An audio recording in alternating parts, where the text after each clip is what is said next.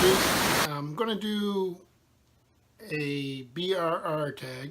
This is Before Richardson Reads, where I go and find some of the great book tags that were out around BookTube prior to my channel starting.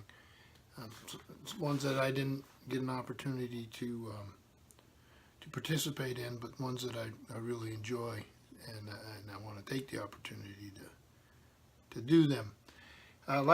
Yesterday, we had a rainy day, made chili, laying in, watched a great, did some reading, watched a wonderful documentary on Netflix about Joan Didion. Those of you, the writer, those of you who may have seen her in the New York Review of Books over the years, or some of her novels, and she also did a memoir, A Year of Magical Thinking. It was a little bit of a tearjerker. I would recommend it if you're interested in her stuff. Well done. But what I didn't know, because I wasn't paying attention in the news and all that, is that the rain was getting a little feisty. And at about 12:30 in the morning, I wake up, and it was dark, which makes sense. But we live in a hollow next to a small gorge and stream, and we had lost power, and I could hear the wind howling and shaking the place, and there's a dull roar, which to me usually means the stream next to us is getting pretty crazy. So I took a little bit of, it's calmed down a bit. We still have wind warnings, but I took some video of the stream, which I can hear and you probably can't hear on here. So I'll put that in the beginning of the video here. So with the book, this is called the Name Book Tag. I first saw it on Steve Donahue's channel. And what you do is you take each letter from your name and you find a book to match it. In my case, I went for authors' names, last names, to match each letter, which was a bit restrictive, and I had trouble with one letter. But I did my first and last name, Mark Richardson. I did not do my middle name. So on the first one, I come up doubles, because for M, I got Michael Moorcock. I also tried to restrict this to science fiction and fantasy. Like I say, exception one book. So this is the Elric Saga, Part 1 by Michael Moorcock. This is Nelson Doubleday Incorporated, Garden City, New York. And let's see how they did this, because each one of these came out different dates. So it looks like, well, it's sort of hard to tell here. Anyhow, it's Elric of Melniboné, The Sailor on the Seas of Fate, and The Weird of the White Wolf. Again, one of my favorite series characters in fantasy. The second one's a non-fiction work, but it is about science fiction. And it's Trillion Year Spree, A History of Science Fiction by Brian W. Aldiss, assisted by David Wingrove, Athenaeum. No dust jacket on this. And it was published, let's see here, I can get the pages to move. It was published in 1986, and it was originally not a trillion year spree, but a billion year spree, and that was published back in '73. This is an excellent history of the genre by a practitioner of the genre, and anybody interested in science fiction should enjoy this book. I made an exception. I almost never have any ex-library books in my collection. Being a librarian, I just feel like it's a problem. But in this case, I made an exception, just because the book is so good and it was difficult for me to find. And then the next letter would be R. There's a lot of R's in my name. There's 3 of them. But this is Mike Resnick, Hunting the Snark and Other Short Novels.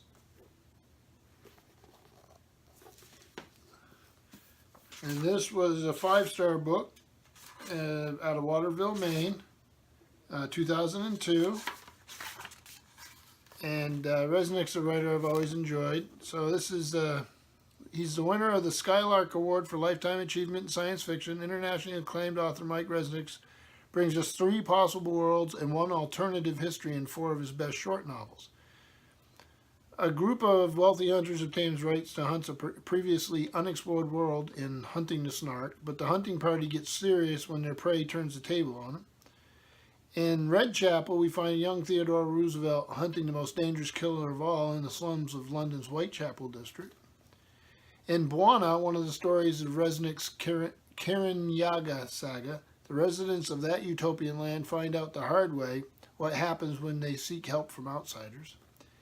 And then the human race has passed into history in 7 views of Olduvai Gorge, and a team of alien archaeologists is sifting for clues to man's nature.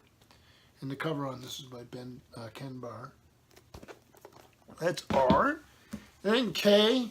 Struggled a little bit with this, but I finally chose Stephen King, Under the Dome. And that, pretty good map there. That is the Scribners out of New York, and this is the, looks like it's the Ford printing, 2009. So that is M-A-R-K. Now we'll go to the last name, and for that we start with another R. That's Prime Directive by Judith and Garfield Reeves Stevens. Here it is. I like the cover. A little minimalist, but I like it. And this is Pocket Books, New York. And this one came out in 1990. It's an epic tale of the Star Trek universe. Following the tradition of Spock's World and The Lost Years, both major New York Times hardcover bestsellers, Judith and Garfield Reeves Stevens have crafted a thrilling tale of mystery and wonder, a novel that takes Star Trek characters from the depths of despair into an electrifying new adventure that spans the galaxy. I like Star Trek novels. They're not great literature by any means, but I like them. I've read them for years. So for I, because my science fiction collection isn't what it used to be, although I am trying to rebuild it, I had trouble finding an author whose last name began with I, so I chose a science book, and the reason for that was to get as close to science fiction as I could in spirit, because of course this is a character who shows up in a lot of science fiction, or his work does, and that's Einstein. And this is the biography by Walter Isaacson. And the end papers there. And this was published by Simon & Schuster, New York, in 2007. Isaacson right now has a new biography out about Leonardo da Vinci that I've heard is very beautifully produced. I'm going to have to find it, because that I will definitely read. And then for C, one of my favorites, Arthur C. Clarke. Greetings, carbon-based bipeds. And it's the subtitle is A Vision of the 20th Century as It Happened, edited by Ian T. McCauley, HarperCollins and Publishers. And this is a first edition from 1999. So this is collected essays from 1934 to 1998. So a pretty good stretch there. So the first part is the 30s and 40s, rockets and radar. So he starts out with an introduction, obviously, and then he has Dunsany, Lord of Fantasy. I'm not going to read all of these, just some of the interesting sounding ones. The Conquest of Space. Part 2 is the 50s, Beneath the Seas of Ceylon. The Effects of Interplanetary Flight. Space Travel in Fact and Fiction. He did a review of Destination Moon, One of Worlds Collides, One's A Man on the Moon.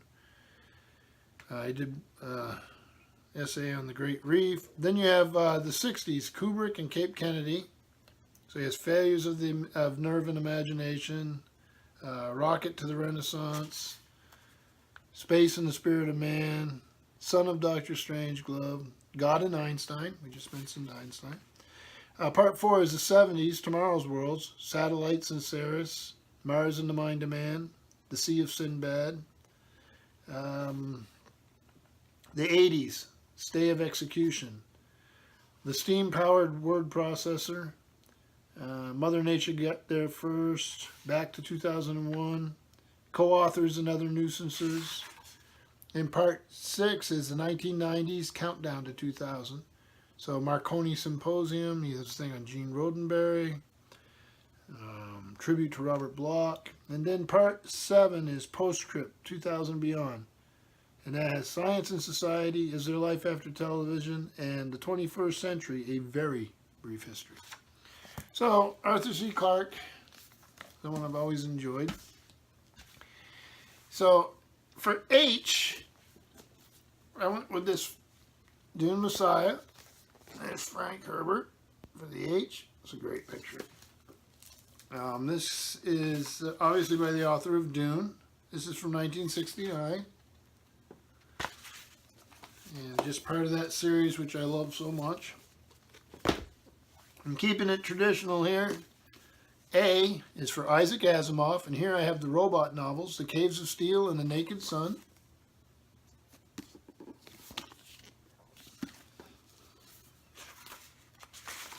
This is Doubleday and Company Incorporated, Garden City, New York. So The Caves of Steel was first published in 1953, and The Naked Sun in 1957. Let's see what they say here. Okay. Let's see. All right, so Caves of Steel and Naked Sun. These are the celebrated robot novels that portray the matchless adventures of police detective Elijah Bailey, and both are a tribute to the skill and imagination which have placed Asimov among the great all-time science fiction writers. So Caves of Steel takes place on a future Earth which is bursting at the seams with 8 billion inhabitants. Yeah, history outruns science fiction sometimes. Mankind has long been split into two hostile camps: the spacers who live in luxury on their uncrowded worlds, and Earthmen who live in a vast underground cities that have truly become caves of steel. Robots have been introduced on Earth, in which are gradually replacing human beings on many jobs. So these are like science fiction mystery stories, and among my favorite Asimov stories. So there you go. So next is R, and for this I picked a small thing, and this is Alastair Reynolds, The Six Directions of Space. This was Subterranean Press, 2008.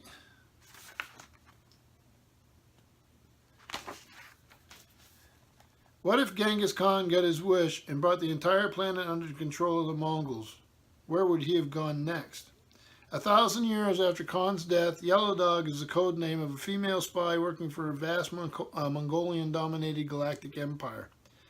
When she learns of anomalous events happening on the edge of civilized space, phantom ships appearing in the faster-than-light transit system, which binds the empire together, Yellow Dog puts herself forward for the most hazardous assignment of her career.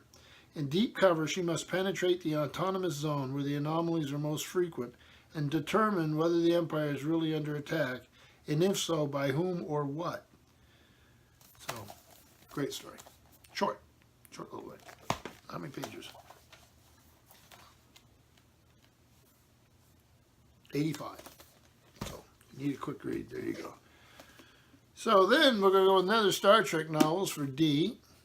So this is Star Trek, The Next Generation, Dark Mirror by Diane Duane, one of my favorites. Favorite Star Trek writers. This is obviously going to be a pocket book out of New York, and in this case, this is from 1993.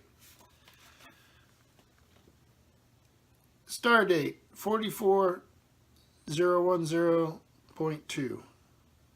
The 24th century. Humanity's greatest dreams have become reality. Along with dozens of other sentient races, the people of the Earth have formed the United Federation of Planets, a galactic civilization that governs much of the known universe for the good of all.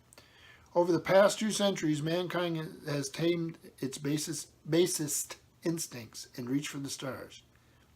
But suppose it hadn't happened that way at all. Suppose instead humanity's darkest impulse, its most savage, animalistic desires had triumphed. Suppose that the empire mankind made out in the stars was one ruled by terror, where only those willing to brutalize their own kind and their neighbors could survive. 100 years ago, 4 crew members of USS Enterprise crossed the dimensional barrier and found just such an empire, a mirror image of their own universe, populated by nightmare duplicates of their shipmates.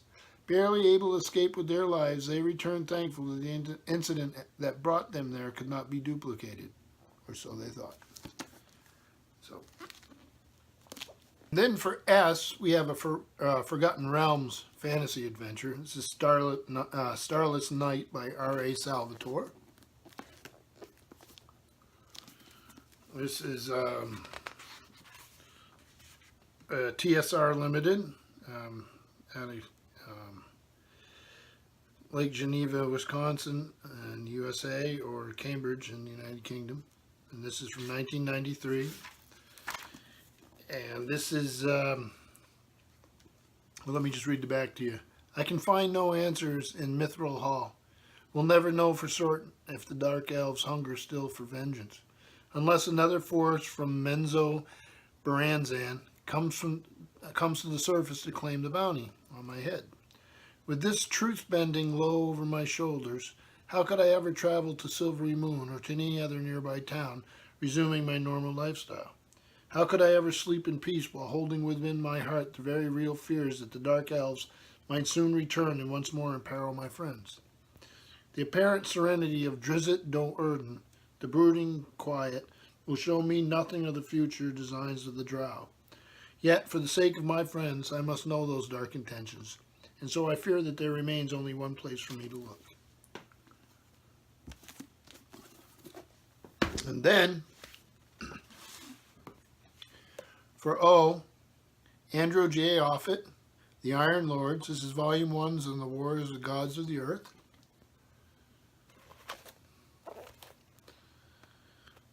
See who did this. Tell me who did the cover painting there. The cover art's by Tom Kidd.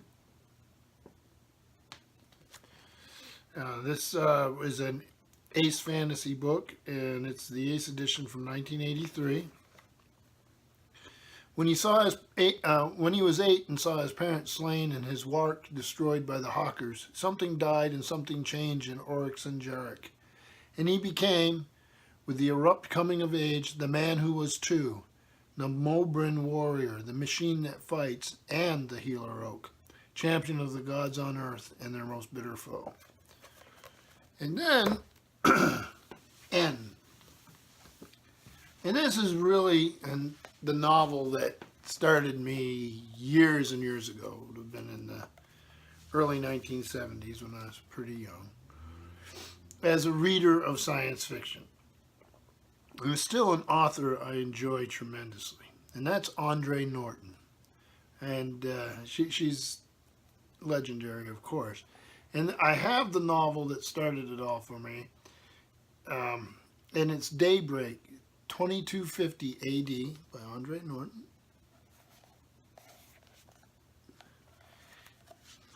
And this, it was original title was Starman's Son. This is Ace Books out of New York, and the original of this was from 1952.